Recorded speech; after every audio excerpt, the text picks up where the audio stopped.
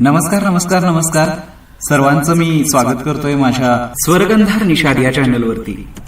आज मी तुमच्यासाठी एक पुन्हा नवीन व्हिडिओ घेऊन आलेलो आहे। तो कोणता आहे ते सांगणारच आहे, पण तत्पूर्वी एक नम्र विनंती आहे, माझ्या चॅनलला अजूनही तुम्ही सबस्क्राईब केलेलं नसेल तर सबस्क्राईब करा, बेल आयकॉन प्रेस करा, माझ्या व्हिडिओना लाईक करा आणि जास्तीत जास्त व्यक्तींना माझे व्हिडिओ शेअर करा। आता आपण बघणार राग वृंदावनी सारंग माहिती। हा राग काफी थाटातून निर्माण झालेला आहे। या रागामध्ये 2 निषाद आणि बाकी सर्व शुद्ध स्वर लागतात। शुद्ध निषाद आरोहात घेतला जातो तर कोमल निषाद अवरोहात घेतला जातो। या रागामध्ये ग गंधार ध धैवत हे वर्ज्य स्वर आहेत। या रागाचा वादी स्वर रे ऋषभ आहे। या रागाचा संवादी स्वर प पंचम आहे। या रागाचा रस वीर आहे। या रागाची गाण्याची वेळ दुपारी 12 ते 3 म्हणजेच सकाळचा 3रा प्रहर आहे।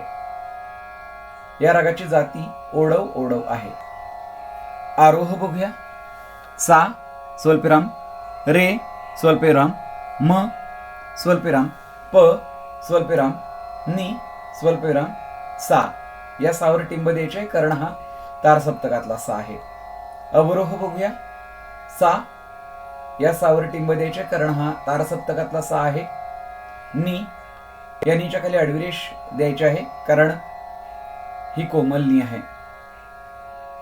प स्वल्पविराम, म स्वल्पविराम, रे स्वल्पविराम, सा या सावर कोणत्याही प्रकारची खूण करायची नाहीये, कारण हा मध्य सप्तकातला सा आहे। आता बघूया हे आरोह आणि अवरोह कसे गायचे ते।